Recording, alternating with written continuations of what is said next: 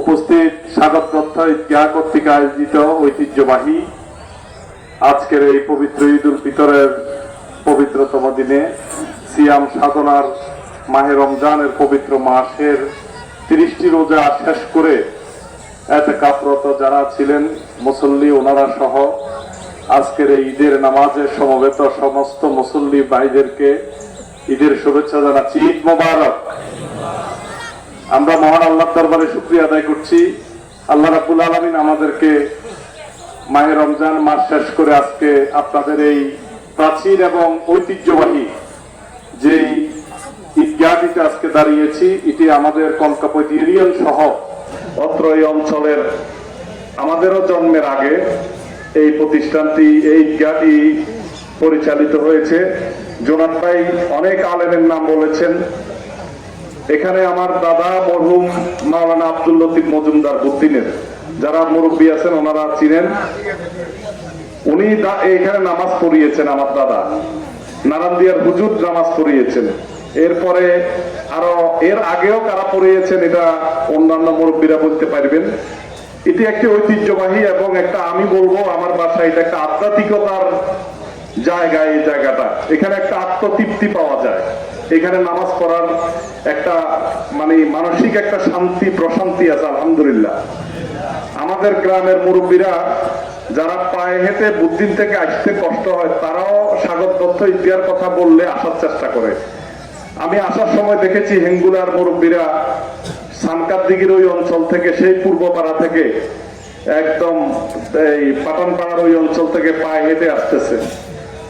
আমি 2013 সালের প্রাকৃতিক যে দুর্যোগের সময় যখন আমি চেয়ারম্যান ছিলাম, তখন এই বৃষ্টির ভিতরে এই ঈদগাহ কন্টিনিউ নামাজ চলমান থাকবে কিনা এটা নিয়ে একটু শঙ্কিত অবস্থায় ছিলাম, যেহেতু প্রাকৃতিক ভাবে খুব খারাপ অবস্থা। তখন আমাদের জোনায়েদ ভাই, বিশেষ করে আমাদের ভুল করার কৃতি সন্তান জনাব ডাক্তার মাসুম ভাই আমাকে ফোন করেছিলেন, বলেছেন আজকে তুমি ঈদের নামাজ এখানে পড়বে। আমি প্রথম 2013 সালে আপনাদের এখানে নামাজ পড়ার সুযোগ হয়েছে। তখন বৃষ্টির ভিতরে আমরা 2টা লাইন এখানে ভিজে নামাজ পড়েছি, মনে আছে কিনা যারা ছিলেন আর কি। তখন আমরা বলেছিলাম যে ঈদগাহটি পুনর্বাসন করা দরকার। আলহামদুলিল্লাহ জোনায়েদ ভাই সহ এখানের ঈদগাহ কমিটি অনেক বাইরে আতা করা, তারপর দৌলতপুর, সুবর্ণপুর, এই অঞ্চলের সব মানুষ একসাথে হয়ে আপনারা একটা আয়োজন করেছেন, অনেক ডেভেলপ হয়েছে। তা আমি ইনশাআল্লাহ 2014-তেও নামাজ পড়ার সুযোগ হয়েছে, এরপরে আর সুযোগ হয় নাই।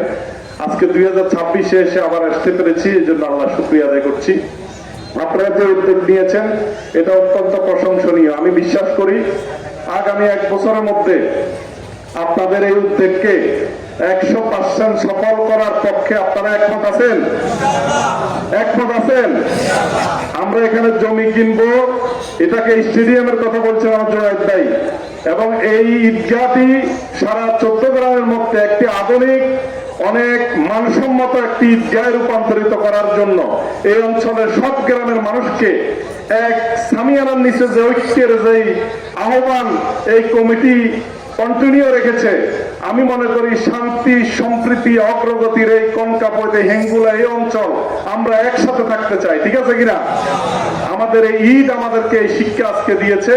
আমি আমাদের এই অঞ্চলের সকল ভাইদের কাছে আমি আহ্বান জানাবো, আমাদের সম্প্রীতি, আমাদের ভালোবাসা, এক ভাই আরেক ভাইয়ের প্রতি যেই আত্মীয় তার বন্ধনের মতো যে ভালোবাসা, সেই ভালোবাসার সম্প্রীতি এই অঞ্চলের সব মানুষকে যেভাবে ঈদের দিন আমাদেরকে আল্লাহ রাব্বুল আলামিন আজকে একসাথ করে দিয়েছেন, এই দ্বারা আমরা ইনশাআল্লাহ অব্যাহত রাখবো। আমরা খুব দ্রুত গতিতে, খুব দ্রুত আগামী কোরবানির ঈদের আগে ইনশাআল্লাহ এই রাস্তা সংস্কার করবো ইনশাআল্লাহ।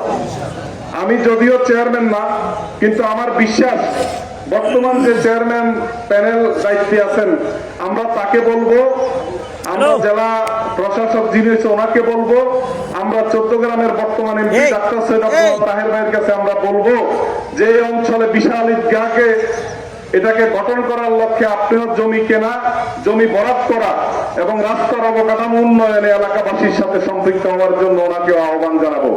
ইনশাআল্লাহ আমাদের এই অঞ্চলে যত সমৃদ্ধ লোকরা আছেন সবাইকে যেভাবে জুনায়েদ ভাই, আমাদের প্রফেসর অধ্যাপক মোহাম্মদ আলী মজুমদার ভাই সহ, বুলগর বাহার ভাই সহ যারা এখানে, আমাদের মনির ভাই আছেন, আমাদের এই হিঙ্গুলার অত্যন্ত গুরুত্বপূর্ণ মরহুম এই মোশাররফ সাহেব অত্যন্ত ভালো মানুষ ছিলেন, আল্লাহ ওনাকে জান্নাতবাসী করুক আমি দোয়া করি। আমাদের হিঙ্গুলার বম আফতাবুল ইসলাম গিয়েছেন, ওনার জন্য দোয়া চাই। মাস্টার আব্দুর রশিদ সাহেব এই ঈদের সাথে সম্পৃক্ত ছিলেন, মরহুম সভাপতি ছিলেন, ওনার জন্য দোয়া চাই।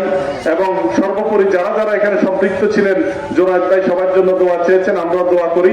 আমার জন্য আপনারা দোয়া করবেন।